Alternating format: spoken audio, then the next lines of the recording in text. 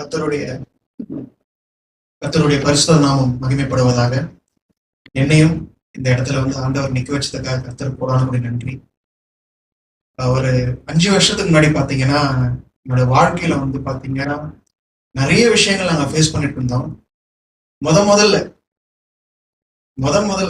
ஐசியூனா என்னன்றத நாங்க அன்னைக்குதான் எங்க லைஃப் முதல்ல பார்த்தோம்.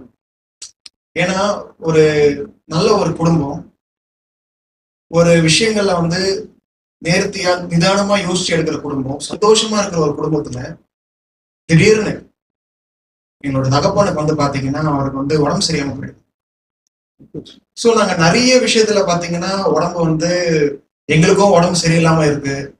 நிறைய விஷயங்கள் நாங்க ஃபேஸ் பண்ணி கடந்து வந்துகிட்டே இருந்தோம். ஆனா சடனா பாத்தீங்கன்னா ஒரு பெரிய விஷயம் நடக்குது. என்னன்னா அவரால் மூச்சு விட முடியல, ப்ரீத் பண்ண முடியல. சோ அந்த இடத்துல வந்து நாங்க உடைஞ்சிட்டோம். ஏன் உடையிறோம்னா எங்களை எல்லாரையும் அவர் தான் பாக்குறாரு. ஒரு தகப்பன் வந்து பாத்தீங்கன்னா உடைஞ்சிட்டாரு, ஒரு தகப்பன் வந்து ஒரு விஷயம் வந்து எல்லாமே அவர் தான் அப்படின்னும் போது அவரே அங்க உடைஞ்சி அவராலே ப்ரீத் பண்ண முடியல அப்படின்னும் போது நம்ம மனசு வந்து பாத்தீங்கன்னா எல்லாமே அவர் தானே, அவருக்கே இந்த மாதிரி ஆயிடுச்சுன்னா நான் என்ன பண்ண முடியும். அப்போ நான் வந்து காலேஜ் படிச்சுட்டு இருந்தேன். அப்போ பாத்தீங்கன்னா என்னால ஹேண்டில் பண்ண முடியல. நான் சும்மா நான் ஓப்பனா சொல்றேன், நான் ஒரு பயந்தான் முடியும். எனக்கு அவ்வளவு விஷயத்துக்கு நான் பயப்படுவேன். சின்னதா எதனா ஒரு லைட் பார்த்தாலும் அந்த மாதிரி ரொம்ப ஒரு பயந்த சுபாவமா இருந்த என்ன அந்த நேரத்துல தான் ஆண்டவர் என்ன உருவாக்குறேன்.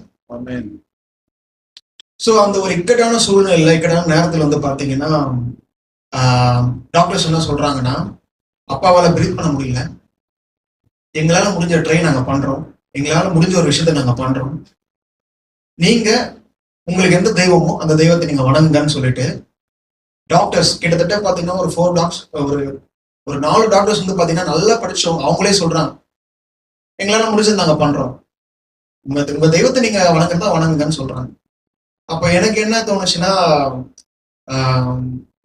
மைண்ட் எதுவும் ஓடல, பிளாங்க் ஆயிடுச்சு. ஏன்னா வந்து நம்ம பாத்தீங்கன்னா நம்ம நல்லா இருக்கும் போது நம்மளுக்கு பாசிட்டிவா இருக்கும், எல்லாம் கரெக்டா நம்மளால முடியும் அப்படின்ற ஒரு பாசிட்டிவிட்டி இருக்கும்.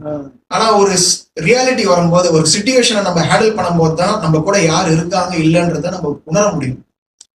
சோ அந்த உணரும் போது பாத்தீங்கன்னா ரியாலிட்டி வந்து எனக்கு கொண்டு வந்துருச்சு. எனக்கு வந்து என்ன ஹேண்டில் பண்ண முடியல, என்ன பண்ணணும். ஏன்னா ஒருத்தர் மூலியமா தான் ஒரு விஷயத்த பேசணும், ஆனா நம்மளால அதை பண்ண முடியலையே, நம்ம என்ன பண்றது ஆண்டவரேன்னு சொல்லிட்டு நான் அழாத நாள் இல்லை. அந்த 3 நாள் வந்து எப்படி கடந்து வந்தேன்றது என் கூட இருந்த என்னோட ரிலேஷன்ஸ்க்கு தெரியும், நாங்க எப்படி அழுதோம்னு. சோ அந்த இடத்துல பாத்தீங்கன்னா ஆண்டவர் நோக்கி நான் கூப்பிட்டேன், ஆண்டவரே நாங்க சின்ன வயசுல இருந்து உங்களை தான் நம்புறோம், நீங்க தான் உண்மையான தெய்வம்ன்றத நாங்க விசுவாசிக்கிறோம். அப்படி இருந்து நீங்க உண்மையான தெய்வமா இருந்தீங்கன்னா, நீ விசுவாசித்தால் தேவனுடைய மகிமையை காண்பா என்ற வார்த்தை உண்மைனா, நீங்க மறிச்சு 3ஆம் நாள் உயிரோடு கூட எழுந்த ஒரு விஷயம் வந்து இப்ப உண்மையா 2000 வருஷம்க்கு அப்புறமும் ஒன்னும் பேசுறாங்கன்னா அது உண்மைனா எங்க அப்பாவை நீங்க பழக வைங்க, அவர் உயிரோட வரணும், நாங்க பார்க்கணும் ஆண்டவர். இது எங்க போனாலும் சாட்சி சொல்லுவோம்ப்பா, இயேசு உயிரோட கூட இருக்கிறார் அப்படின்னு நான் சொல்லணும்ப்பா எல்லார்கிட்டையும்.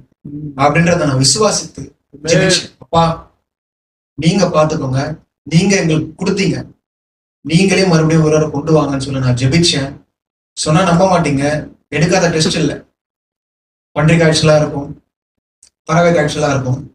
ஏன்னா ஒரு கோயம்பேடு மார்க்கெட்ல வந்து பாத்தீங்கன்னா அவர் ஒரு கூலி வேலை செய்யற ஒரு தொழிலாளி அப்பா. சோ அந்த வேலை இருக்கிற இடத்துல பரவறதுக்கு வாய்ப்பு இருக்குன்னு சொன்னாங்க. எனக்கு வந்து அந்த வார்த்தைகளை கேட்கும் போதே எனக்கு பயம் அதிகமாகுது, என்னால நிக்க முடியல. சோ இதெல்லாம் கேட்டுட்டு வந்துட்டு என்னோட கடைசி ஹோப் லாஸ்ட் ஆண்டவர்கிட்ட தான் நம்ம பேசி ஆகணும்னு சொல்லிட்டு ஆண்டவர்கிட்ட பேசும்போது நான் ஜெபம் பண்ணி 3ஆவது நாள்ல இன்னும் 2 டேஸ்ல வந்து அப்பாவை டிஸ்சார்ஜ் பண்ணலாம் அப்படின்னு சொல்றாரு. உண்மையிலே பாத்தீங்கன்னா ஆண்டவருக்கு நான் அந்த இடத்துல நன்றி சொல்றேன். எனக்கு நிச்சயமா வந்து நான் அதை வந்து நம்பவே இல்லை, இவ்வளவு ஒரு பவர்ஃபுல் காடா, எப்படி நான் வந்து நான் இவ்வளவு நாள் நான் எப்படி நான் விட்டுட்டேன்.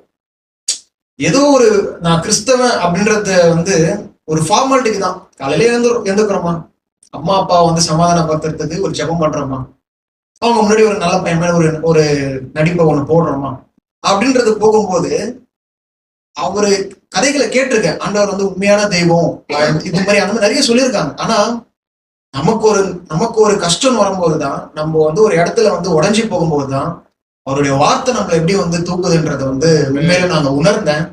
எங்க அப்பா எனக்கு ஜீவனோட கூட இருக்கிறாரு. சோ இந்த வீடியோ பார்த்துட்டு இருக்க உங்களுக்கும் நான் சொல்றேன், ஆண்டவர் இன்னும் உயிரோட தான் இருக்காரு. நீங்க கூப்பிட்டீங்கன்னா அவர் உங்க கூட வருவார். இதுக்கு ஆண்டவர் என்ன சாட்சியாகிறதுக்காக கர்த்தருக்கு போடான்னு நன்றி.